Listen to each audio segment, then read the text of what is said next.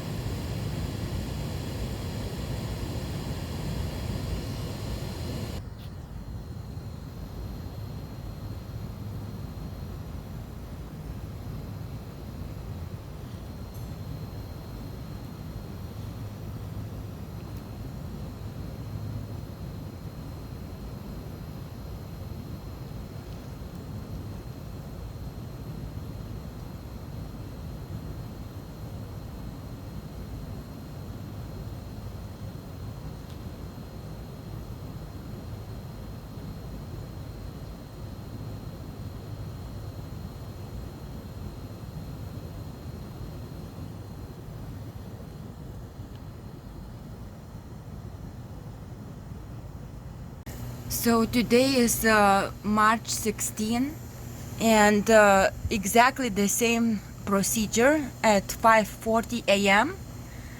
as it was yesterday, March 15. The guy comes, slams these containers, and then he puts around 15 bags. Those bags looks like it's just materials there. Also, what I hear for the past 2 hours, around somewhere on this building, there is a truck with engine on. So exactly the same procedure, around 5:40 a.m.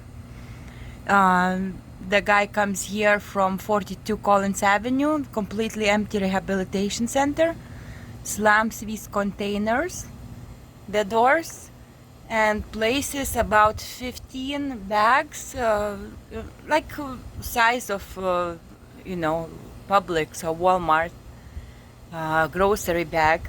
And when he drops it there, it's like material or something, because there's no sound. And then you have trucks being parked, trucks and vans being parked by this building, 42 Collins Avenue, by this building, which has also like this light on during the night over the equipment. And there is one room that also has a light on, and by Joe Stonecrap. So this is going on, like, for this whole day. Tomorrow, on March 17th, 2026, City of Miami Beach will hold a hearing, which will have a lot of demolition application reviews. So those demolition permits, I believe it is on 1691 Michigan Avenue. Then you have, I believe, 1500 Collins Avenue. Then you have 235 Collins Avenue and others. So basically what you see happening right now in Miami Beach, completely empty streets. There are no residents. Businesses are closed, and you also see wallpapers with Miami Beach redevelopment department or agency on it. And it also says, for leasing, please contact this realtor or broker. Another thing, what you see basically these vans and trucks.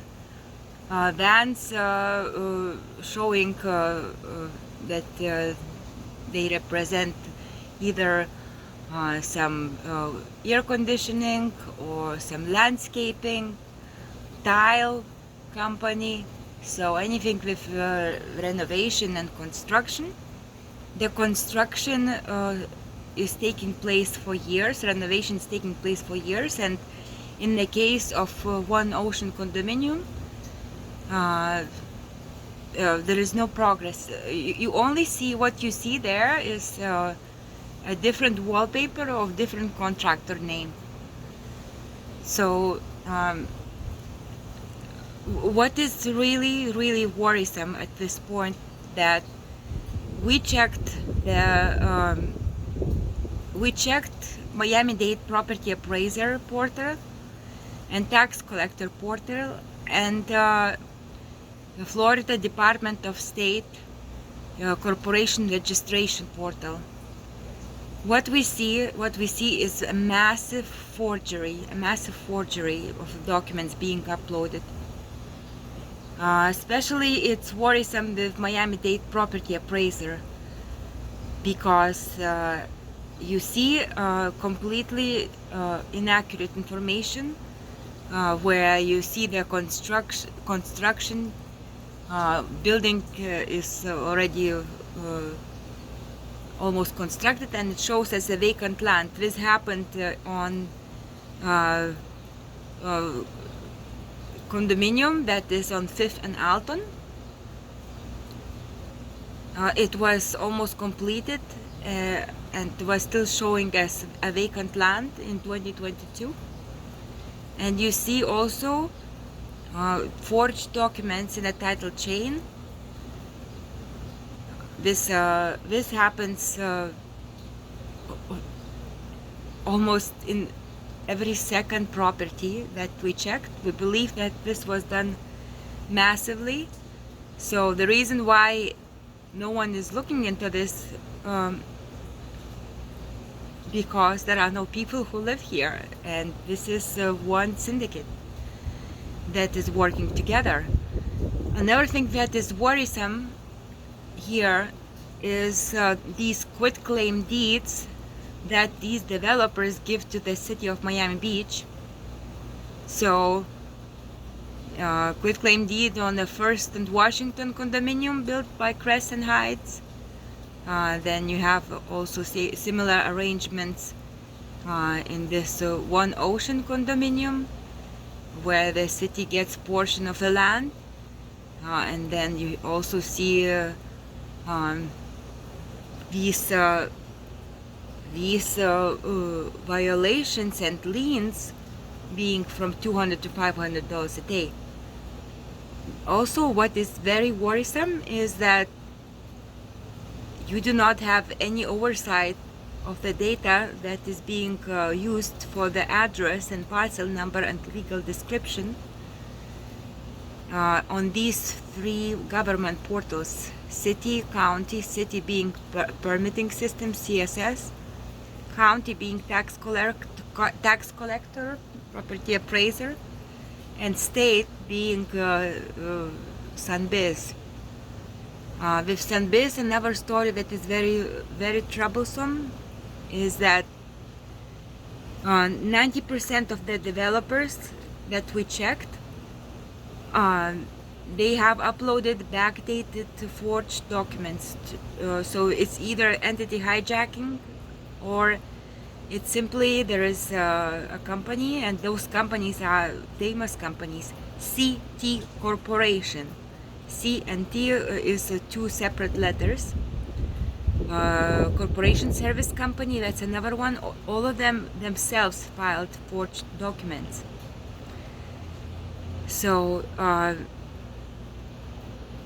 we will try to send everything we can for tomorrow's before tomorrow's hearing, because most of those developers and companies that have tomorrow's demolition application reviews, they have forged documents filed with the Department of State, and they are also processing fictitious refunds via Miami-Dade tax collector portal.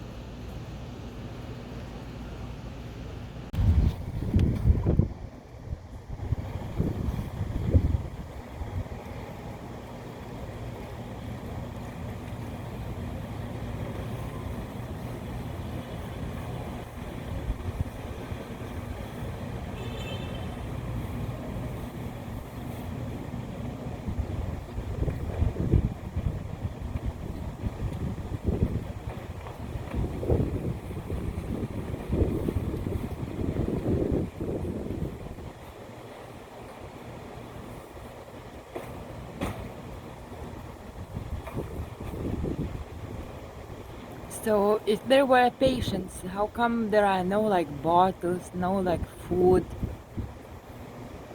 All you see is some materials in this huge building.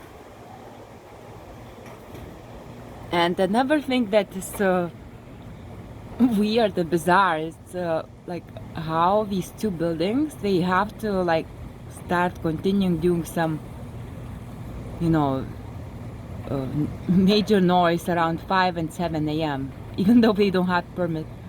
So this building restaurant, at 7 a.m. the guy would come and would start dropping bottles as hard as he can, as he can. You know, like imagine like 100 bottles just being dropped into empty container, and this being repeated about 10 times. And then this one comes at 5 a.m. and places these bags with materials. So again, if there were any patients here, how come there are no like glassware from food or from medicine? You see, all you see is like empty carton boxes.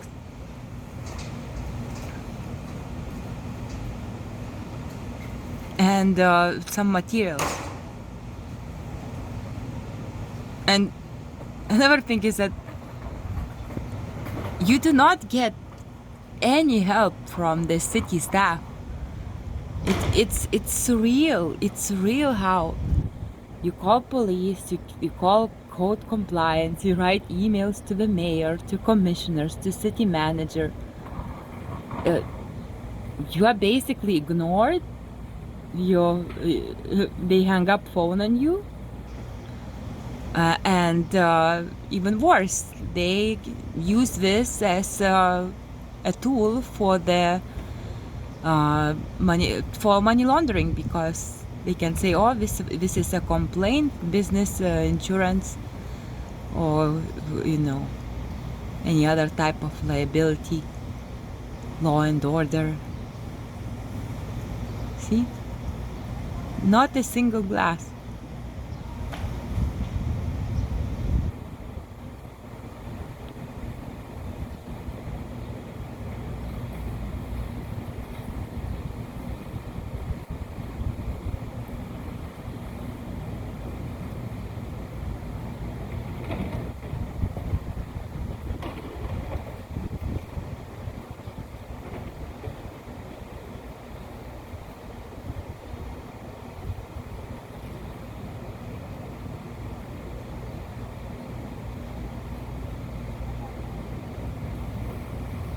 Why would this big, huge rehabilitation center